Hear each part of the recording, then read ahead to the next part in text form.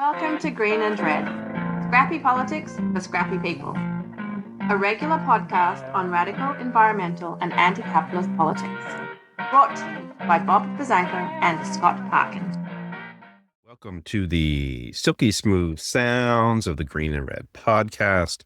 I'm your co-host, Scott Parkin, in Berkeley, California. And as always, I am joined by Bob Bazanko from the land of William McKinley. the land of William McKinley, the wilds of Northeast Ohio. I did an interview with someone the other day that you weren't able to join, and I told them that you were off on assignment in the wilds of Northeast Ohio. Folks, we just want to acknowledge that things are a little bit crazy and chaotic, and we are here for you. And we really want to acknowledge how we've been seeing the sort of hurt feelings that have been coming out of the White House in recent days. And you may or may not have seen this episode at the UN where Donald Trump and Melania were not able to go up the escalator. Someone turned off the escalator, short-circuited, and Trump and Melania had to walk up the stairs. And just thinking about it, Donald Trump's a sensitive guy. We see that play out on social media every day. And all his doctors keep talking about what an amazing physical specimen he is. They say 6'3", 220. I'm 6'2", 220, and Donald Trump's ass is 3 times wider than I am. But at any rate, walking up the stairs, how could you expect somebody to do that? The triple sabotage just amazes me. What was the other one? The teleprompter? What was the third? It was the mics and the noise because of the translator earpieces at the UN. It was the other piece. Yeah. Anyway, that's a segue into what we're really going to talk about, which is a little more serious than that. Yeah. Which is this new furor that Trump has created over political violence, and especially blaming it on the left. And today, the radical left. We're recording this on September 26th, and believe it was this morning, he was talking to some reporters and said, it's all on the left. The right doesn't do anything. All political violence is from the left, but they better be careful because the right is a bunch of bad people. He's inviting rightist repression. He's inciting violence, as he always does. And you expect that from him. To me, the most frightening part of that is he gets no pushback when he says this stuff. As usual, Green and Red podcast this year to correct the record, right? To talk about political violence, because the media has to do everything in both sides. They did this and they did that. Reminds me, remember The Simpsons? Sure, I burned down the house, but you have a gambling problem, Homer to Marge, right? And that's where we are. And so today what we want to do is talk about how political violence is not a both sides issue. It is an overwhelming and for certain periods exclusive right-wing phenomena. And we're going to do a little bit of historical background and then talk about what's going on today. The one thing I want to throw out there is that I also, with all the quote unquote violence that is happening against right-wing figures or right-wing institutions, according to Trump, is that I don't think Trump cares that much about any of that. He and the people who work at the White House see this as an opportunity to go after their opponents, their political opponents. We've already been seeing that he laid off a lot of the federal civil service. He's gone after universities. He's gone after law firms, all of which have capitulated at some level. But now he's going after civil society. He's going after funders. He's going after nonprofits.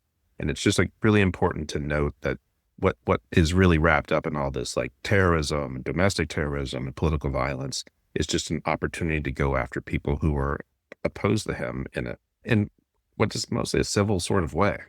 Yeah. And when he does this, the left tends to say, oh my God, let's not push him any further. He's going to do this and this no matter what.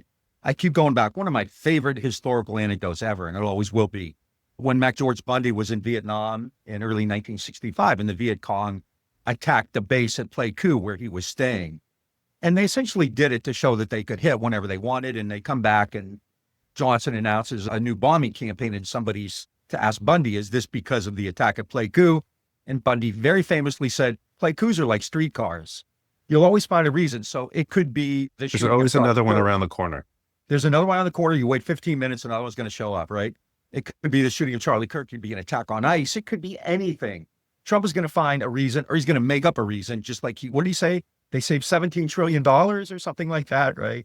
He just makes stuff up, and the media reports it. So I think it's useful to talk a little bit about what political violence really means in the United States, how it's actually played out historically, and where we are today with regard to that. Yeah, and so what we wanted to kick off with is a little bit, because they keep talking about how there's this uptick in left violence in the country, and there's some historical examples of left violence over the last 150 years. We're going to start off talking about that a little bit, and then we're going to get into a little bit of the contemporary situation, like talking about what the reality is if we look at studies and stats and things like that. And so I'm going to pass it to Bob for the historical piece. Yeah, I think this is something that often comes up, and the irony is because on the left, there has always been a wide scale denunciation of violent tactics. And even today, the vast majority of leftists begin everything they say with, I condemn Hamas, or I condemn the attack on Charlie Kirk, or I condemn shooting at ICE. So the left has never been engaged in violence, right? Political violence, there are many ways to describe it and define it. I think each of us has our own, but it's not that kind of random violence, like shooting somebody for money or because you're in a dispute over domestic violence or something like that. It's done in the service of a larger issue. And that has been overwhelmingly right-wing. I'm not even going to start with the early period in American history of things like Bacon rebellions, slave uprisings. Those were always attacked very viciously, very violently, with great force. But in the period after the Civil War, especially the period of industrialization, you started to see actual kind of conflict, violent conflict, class conflict, things like the Great Strike of 1877 or Haymarket or Homestead or whatever, all the way up through things like the Battle of Blair Mountain. If there's one example, I would say, in U.S. history where you actually have violence coming at each other from both sides, it would be something like the Battle of Blair Mountain, when you had like 10,000 miners who mostly were armed against the U.S. Army. And so, but for the most part, these were massacres. Today, Hegseth announced he's going to, give Medal of Honors to the people who were at Wounded Knee. That's a massacre. That's not a battle. And that's what we're dealing with for the most part, right-wing massacres. And we have this idea, we've been brought up with the notion of left-wing resistance with things like People's History of the United States, which is incredibly important to all of us, right? But resistance is fighting back, but it was never done with the same force and aggressiveness that you saw from the right? So we have this long history, and there are times when the left fought back, and there are times when the left did use means outside of peaceful coexistence or nonviolent direct action. You have things like Haymarket, the Wobblies were engaged in labor conflict. You had general strikes, the Battle of Blair Mountain, the Little Steel Strike. So there were incidents, but they were few and far between. There's not really much of a history of left-wing, let alone violence, but aggressive responses to most of these things. And when they did happen, they were generally snuffed out pretty quickly by the overwhelming force of the ruling class. And in a sense, in a very real sense, portraying violence in this left-right spectrum doesn't really work. It's really from the top to the bottom. It's the ruling class against the people. But politically, it's overwhelmingly ideologically right-wing. And we're talking about, and again, I think it's important to understand, by violence, we mean actual acts of violence, like destruction, attacks on people, not words. Eugene Debs was jailed for his words. And we have plenty of cases like that. HUAC went after people for their words or their poetry or their plays that they did, like Dalton Trumbull, or their music, like Pete Seeger, right? Accusing them of fomenting violence or inciting violence. We know clearly that's not the case. There have been all kinds of surveys, all kinds of studies that, based on actual research, violence is overwhelmingly done by actors or state-affiliated actors. We're not talking about state violence, which is a whole other thing. If you start to include things like the police killing people, then, oh my God, the numbers are just incredibly overwhelming. 1,200 people are missing from Alligator Auschwitz. That's violence. That's real violence. That's not saying Charlie Kirk was a bad guy, right? And clearly the attack on Charlie Kirk, the murder of Charlie Kirk, has had a lot to do with this, right? They're blaming the left for it, even though, by all accounts, both the murder of Charlie Kirk and the recent attack on ICE, the people who perpetrated it, Robinson and John or Jan, whatever his name was, don't fit into any kind of left-wing framework. And they certainly weren't. Even police authorities came out and said that they acted alone, right? They may have libertarian instincts. They were active in 4chan and kind of dark web. So there's an important piece of that is that they were both really deep into gamer culture. which the politics are libertarian, maybe right wing, but also at a certain level apolitical as well. Yeah. It's not a left wing. Trump is trying to criminalize what he calls Antifa. And as everybody who has any sense knows, that's not a group. That's not an organization. There's no Antifa International or you know how I know Antifa is not a real organization, Bob? Because I don't get 40 texts a day asking me to donate to their candidates. Yeah. Just saying. And it's so preposterous, right? To say Antifa is domestic terrorist. And when in normal times you'd laugh it off and say the courts are going to throw this out, and courts probably will. But we're at this point now where when something gets to the Supreme Court, who knows, right? But Trump is trying to create this idea that you have these violent left-wing people who are organized in Antifa, which stands for anti-fascist. So if you're against Antifa, you're pro-fascist. You're pro-fa, you're not anti-fa. Right? And we're in this bizarre position. But I think it's really crucial historically to understand this is not a both sides issue. It's never been a both sides issue. There have been instances when the left fought back. There have been instances when the left in the late teens, early 20s, around World War I, there were a series of bombings at places like banks and Wall Street offices and so forth, conducted by people who would be considered anarchists. And of course, as you and I both know, anarchists aren't organized in large groups or anything like that. Most of these people were in small cells acting alone. So again, even when the Weather Underground blew up a cloakroom in the Senate in the 1960s. Look at how hard it is for somebody who studied U.S. history his whole life to pull these examples out, because they're just not that many. I guess more contemporary terms would be somebody like Luigi Mangione. But Luigi wasn't any kind of dedicated left-wing political enthusiast. He was pissed off at what healthcare was doing to him. He was publicly stated he was a fan of Peter Thiel and Elon Musk. He also was very interested in the Unabomber, which we don't need to go down that political rabbit hole. Luigi, as well as Tyler Robinson and Joshua John in Dallas this week, all were lone wolves too, is really clear thing to point out there. Yeah. Whereas on the right, you have the K, which is engaged in violence for decades, actual killing people, which kind of leads to things like Dylan Root, right? Who killed, I forget, a dozen people in a church, right? A dozen African-Americans in a church. You have the more nine. Recently, there was nine. It was nine parishioners. Okay. You have the Proud Boys. You have the Oath Keepers. You have these kind of neo-Nazi cells. You have the people who on January 6, 2001, were wearing shirts celebrating Auschwitz. You have the murder of Heather Heyer, done by organized right-wing and white nationalists, right? You have these constant attacks and threats against librarians and against teachers and against just kind of civil servants. And the idea, and Trump is trying to promote this, saying it's the left-wing violence.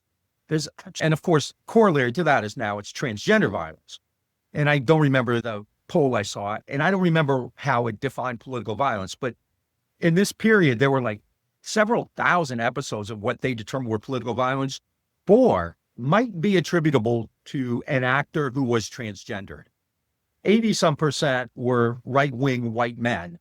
And if there's any group, if you want to racially profile any group, it's white men who are violent.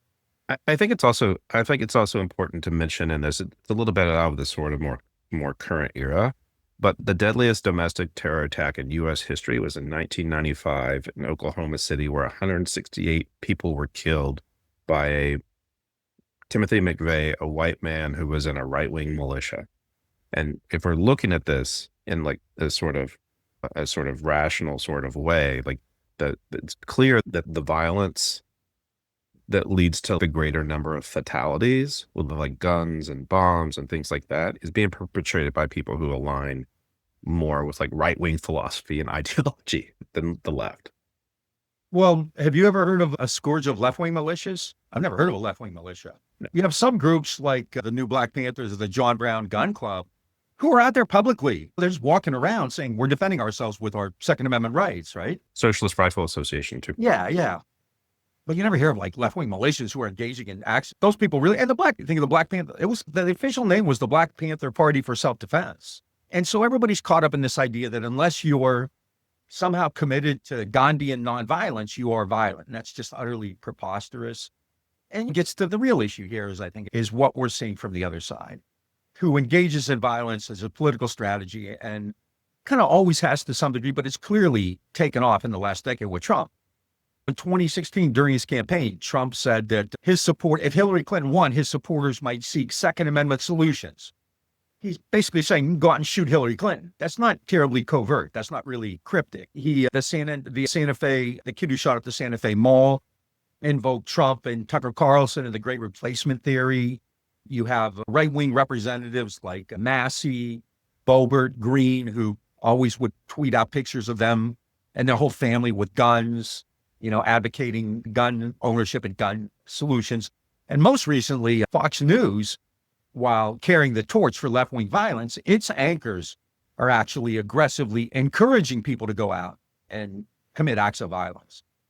We have violent Brian Kilmeade, the host of Fox and Friends, saying that we should just euthanize all homeless people. And then we had Jesse Waters saying that we should bomb the UN because they sabotaged Trump's escalator. Yeah. And the other two I just want to throw out there, because there's a lot of examples of this, but like the 2018 Tree of Life synagogue attack in Pittsburgh where 11 people were killed, that person espoused like right-wing neo-Nazi sort of philosophy and ideology.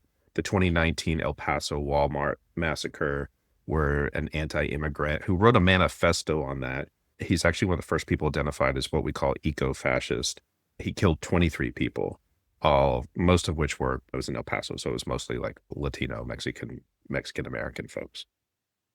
And then actually the other one, the most recent one, a real instance of right-wing violence, is the assassination of Democratic Minnesota State Rep, former House Speaker of the Minnesota Legislature, Melissa Hortman, and her husband and their family dog. Well, then a few weeks after that, an anti-vaxxer attacked CDC and shot a security guard there named David Rose. Right. And you heard nothing about that. No talk. And these can actually be tied to a right-wing ideology. And I think that's the key point.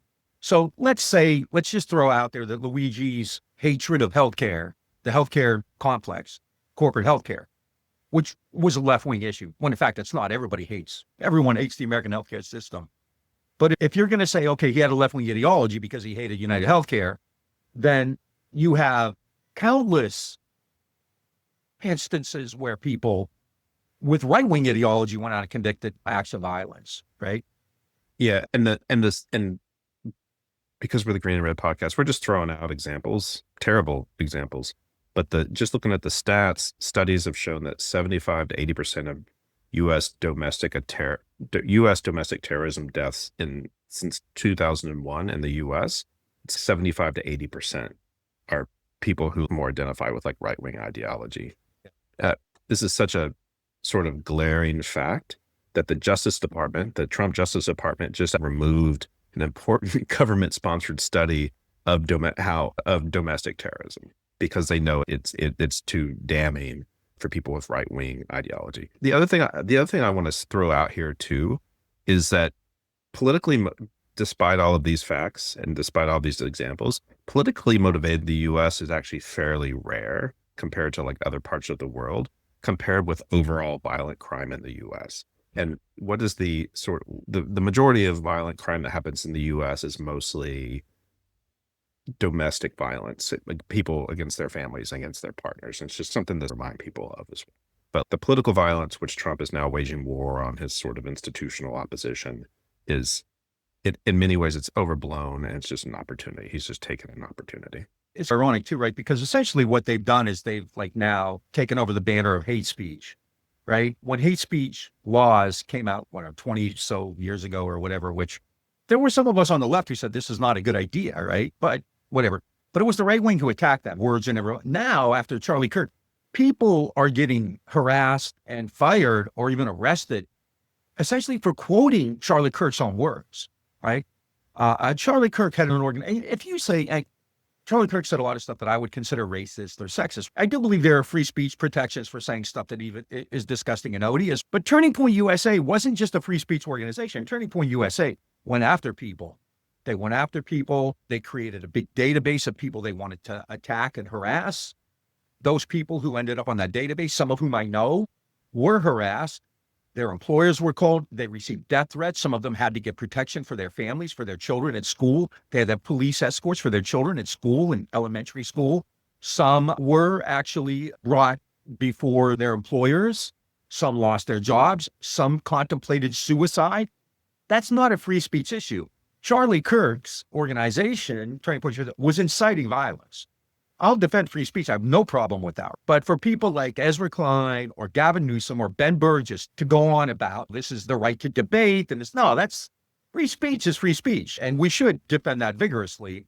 And the left hasn't always been great about that with things like that's triggering or your words are violent against me, right?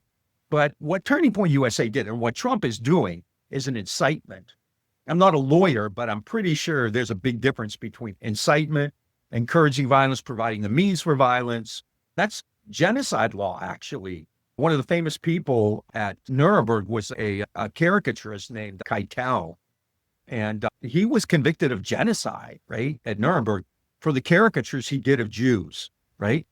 So this isn't free speech. Charlie Kirk wasn't out there engaging in people. Charlie Kirk was inciting people to attack others. Charlie Kirk in 2023 said that he thinks that Biden should be executed, right? So we've moved beyond the idea of free speech saying really disgusting things, which I believe the First Amendment should protect, to actually inciting people and encouraging people to dox others, to ruin people's lives, to threaten people. I think you and I have received death threats, and I don't know how serious this was 20 years ago, luckily, so I didn't take it that seriously. Today, it's a different ballgame. I mean, I know so many people who get death threats now for writing an op-ed or being interviewed on the news or whatever. I would always get nasty emails after I had something in the Houston Chronicle or I was on local news, but it didn't concern me that much. KPFT came after me. Pacifica, the great left-wing free speech advocates came after me, right? It didn't bother me that much. It's a different ballgame now. You have to take these things seriously nowadays. And you have the president who throws gasoline on every fucking match he's ever seen. Everything he's ever seen. Use his words. And the media lets him go. The media just lets him get away with this. Yeah, it's horrible. How many 2020 election officials were, doxxed and harassed based on like stuff that Trump put out into the sphere? Tweeted out pictures of the families, the children of judges who were overseeing his case. At that point, he should have been brought into custody. Merrick Garland didn't do anything about him, right? Macron and Bolsonaro are going to jail. And Trump is fucking president. Sarkozy, not Macron. Sarkozy, I'm sorry. Yeah.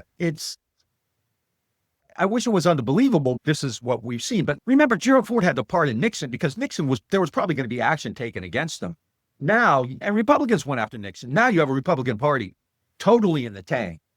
And then you have Democrats. What was it? 75 Democrats voted for a resolution praising Charlie Kirk, the guy who urged that president of their party be executed. And the idea that the way the media portrays this as left, so the left becomes like Kamala Harris, right? Or whatever. We're living in such a surreal Alice in Wonderland world. It's hard to make sense of it. It's impossible. I think going back to what you said a minute ago, the Minnesota killings, I think really are instructive, right? Because that's a huge story. This guy had a hit list of 60 names on it. He was going around. He shot somebody else too. His wife was caught heading to the border with a car full of weapons and ammunition. And money and passports. That's it. It died. The story died, right? Trump refused to put the flags at half-staff, he claims, because Tim Walz never asked him to. The Republican senator from Utah, Mike Lee, tweeted out this disgusting stuff about Melissa Hortman. They initially claimed that the killer was left-wing and Marxist and all that shit, which is utterly... They make stuff up, and the media can't wrap its head around the fact that this is just lies. It's made up.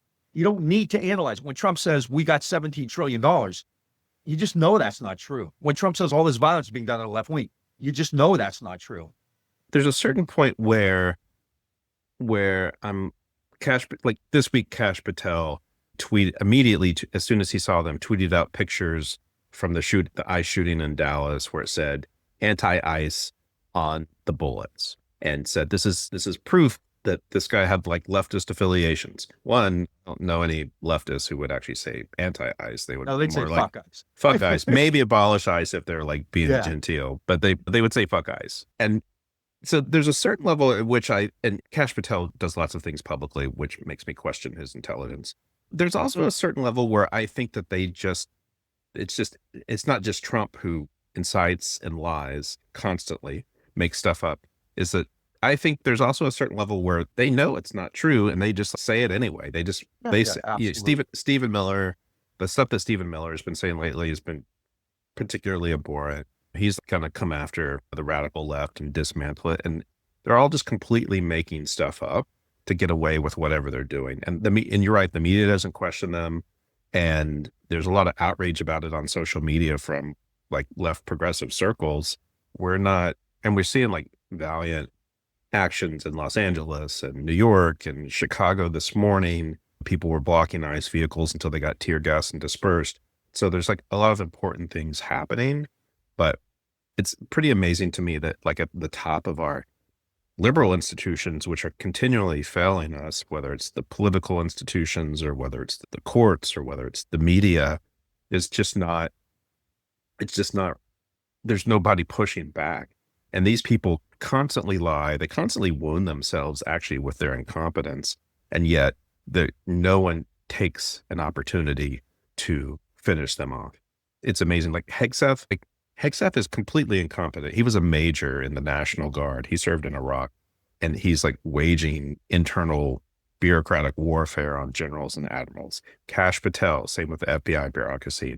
It's just amazing that no one really pushes back on these people to like just put them out of business. Elon Musk tweeted that it's always transgenders, right? That's so utterly insane. Like I said, there was a survey that said 4 possibly out of 4,000, right? And yet, this goes out there. The right has an entire infrastructure that produces violence, it manufactures violence, it distributes violence, it commodifies violence. People on the left, even if they wanted to, don't have that because they will be stopped by their own people. The Democratic Party attacks its own. They punch left. Kamala Harris the other day called Trump a communist dictator. We just had 10 years of Trump is a fascist, but Gavin Newsom and Kamala Harris have decided that Trump is actually a communist. They can't help it. They punch left. They're that stupid and that incompetent. The left has nothing similar. The greatest purveyor of violence, remember Martin Luther King in 1967 said the greatest purveyor of violence in the world today is the U.S. government, right? The greatest purveyor of violence in the world today is, in fact, still the U.S. government. Domestically as well, ICE is going out there and beating the shit out of people, arresting people without any warrant, without any due process. It's going after U.S. citizens. It's pepper spraying people, flashbanging people. That's violence. That's right-wing state-sanctioned violence. ICE is starting to do criminal investigations of U.S. citizens, which is actually illegal.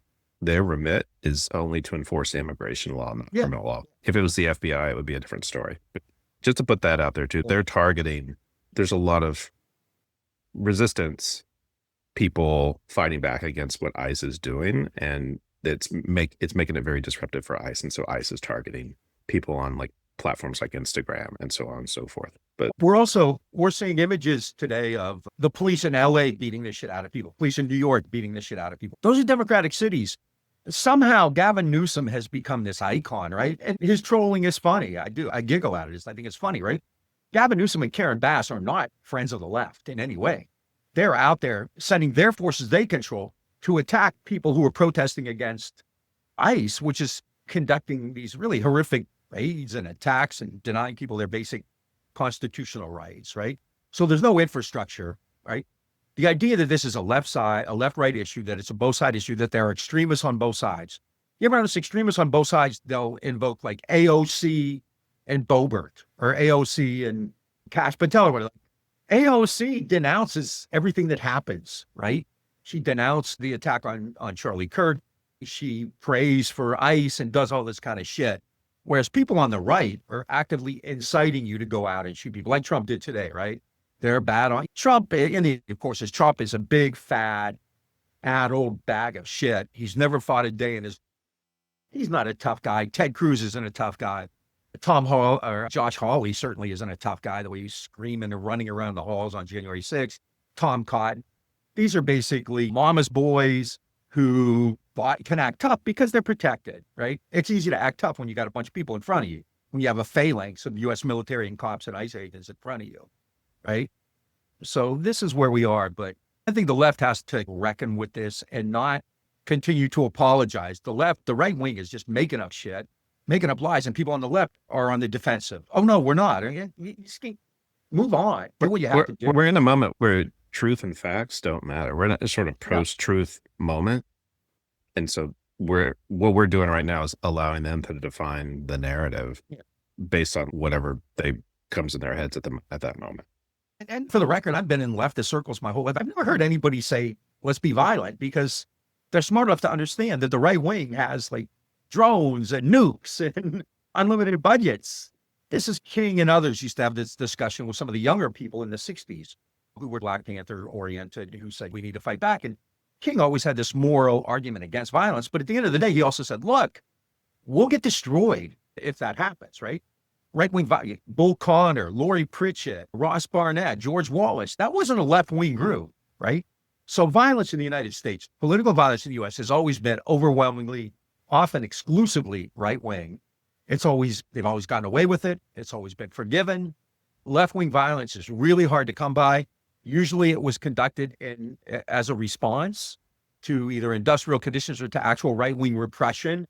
You have a few counter examples of that, the strike wave of 1877 or the Battle of Blair Mountain. But for the most part, there's not much there. And certainly I'm not going to sit here and advocate left violence, because that would be stupid on a million different grounds, right? But we cannot let them continue to define this that way. And we have to come on and do our thing and organize and just ignore them and quit thinking for a moment that the Democratic Party or the labor movement or anybody's going to come and help you, because they're not. They're not there. I mean, the community organizing, the community resistance that we're seeing in the cities right now is the most important thing we have. Which is all nonviolent. Absolutely. Yep. We had someone from ACE, the Alliance for Californians for Community Empowerment, on back before the summer when the Los Angeles stuff was kicking off. And he was like really clear. He's like 99% of what we're doing are nonviolent marches, nonviolent protests, and they're responding with violence. They sent the Marines in on those folks. And that's what they want to do. That's what they want to do in a lot of other places. Like in the summer of 2020, we saw this, right? There was this narrative about left violence was putting a brick through a Target window or pulling a statue down. Even people like Martin Luther King contemplated action against property, right? And so the right wants to say, you tore down a Confederate statue, you're violent. That's the same as Dylan Roof, or using these words like Trump. Even he publicly goes on record and says, they're saying bad things about me. So that's violence, right? Jesus Christ, if he's not the biggest cupcake pansy in the entire world, I don't know who would be. I think we've run our course on this, or is there anything else we want to talk about? It speaks for itself. Yeah. No, I think the issue isn't, I think anybody with any sanity knows that this is preposterous, that's not a both sides issue. But I think those of us who are engaged in these struggles need to kind of quit apologizing for our resistance. And the obligatory, before we talk, I denounce Hamas, I denounce it. It doesn't do any good, right? You're just essentially accepting their framework, right? Does Hamas give a shit whether I denounce them? Does anybody care whether a bunch of left-wing intellectuals denounce them? It's the Trotskyists who denounce Cuba. Do you think the Cubans give a shit whether a bunch of American intellectual lefties denounce them? It's like we get caught up in that too much. We let them define the framework, and nobody on the left today is violent, right? And these isolated incidents we have, like Luigi, can't even be attributed to left-wing violence. Who would have thought that American democracy, I don't think any of us are shocked that it's going down the toilet rapidly, but who would have thought it would have occurred over like these insane contrived charges of anti-Semitism and Charlie Kirk? That would be the vehicle by which it finally went away. There's other thing I want to say. I talked about Chicago. There's like video coming out of Chicago this morning. And I think it's people who are putting their bodies in front of cars, in front of ICE SUVs, and being pushed. And the sort of right-wing rhetoric, the right-wing story is that these people are rioting and attacking ICE vehicles. These are people with guns driving a big SUV, which can like run down people. These are courageous people putting their bodies on the line non-violently. I didn't see in the video I saw, didn't have people smashing things with rocks or slashing tires or anything like that. And so whatever, I also don't think property damage is violence, contrary to a lot of other people say. But I just want to say that people are non-violently resisting this this authoritarian push. And I think it's important to note that despite all of this rhetoric coming from the White House about domestic terrorism and political violence, people are being courageous, putting their bodies on the line, and they're like doing it in a way where they're not harming other people. ICE in Chicago gunned down a guy. They're the violent ones. 1,800 people are missing. They might have been put in a helicopter and dumped in the ocean. I have no idea. Nobody knows, right? Yeah. Well, not nobody. They know, but Netanyahu spoke at the UN this morning. Last night, 100 people who were doing a noise demo outside of his hotel were arrested by the NYPD. Over 100 people were arrested by the NYPD for doing a noise demo. Right? Whatever, Eric Adams is in the pocket of the Zionists and the Trump people, so it doesn't surprise me at all. But like, these are people who are like taking risk and getting arrested for banging on pots and pans and blowing it, talking into bullhorns. So just the last thing, there's also this kind of Orwellian erasure of history that I think is really important. They know that violence is right wing. They've scrubbed, like you pointed out, they scrubbed the website, which talked about extremist violence because it shows with their own government figures that like 80% of it is right wing. Some years ago, there was a study of right wing political movements within the military, which was showing overwhelmingly that you had like Proud Boys and Oath Keepers and Klansmen and things like that organizing within the U.S. military. And Republicans got that scrubbed. They cut funding for it. So it's not even like speculative. There is firm evidence on this, and they're erasing it. And the Democratic Party is attacking Trump as a communist while they're doing this. Schumer and Jeffries are sitting with their thumbs in their ass, doing nothing while they're doing this. strongly worded letters, Bob. Come on. Strongly worded. I think they're getting more strongly worded. Jesus Christ. But at any rate, yeah, if you're on the left, you're not an advocate of violence because you're not stupid. It's not a left-right issue. Political violence is not a both sides issue. It's overwhelmingly and often exclusively done by the ruling class, or it's adjacent paramilitaries or affiliated groups against the people. And that's always been, and it is today. And those, just also be clear, those reactionary paramilitary forces, those reactionary groups are doing that in the interest of the ruling class. Yeah. Despite what they say. Immunized by the ruling class, right? Yeah, exactly. Trump pardoned everybody from January 6th, which is I suspect it's the biggest political riot in U.S. history, the greatest act of political violence in U.S. history, January 6th at one time on domestic soil, not counting 9/11, and Trump pardoned all of them. He pardoned people who killed cops on January 6th. It's not both sides. It's preposterous to assume that. People on the left need to quit apologizing and accepting the framework that they've created. Continue the resistance. Much love to you. The bravery, the courage is unbelievable. We saw this in the summer of 2020. We're seeing it today. Political leaders aren't coming to your rescue. Although, as a lefty, I got to give a shout out to Pritzker, the governor of Illinois. He has been very different than Hochul or Adams or Newsom or Bass or any of them. Yeah. And so Chicago is Brandon Johnson too. Mayor Chicago is too. living up to its reputation, right? Haymarket lives in the souls of those people. Yeah. The last thing we wanted to do before we wrap is do a quick word. The late Assata Shakur, who we found out today passed away. Assata Shakur was part of the Black Panthers and other Black revolutionary movements in the 60s and 70s, was involved with the shootout and was able to escape from prison and actually has spent the last 50-something years in Cuba. A very important figure. And we just want to give a shout out to her.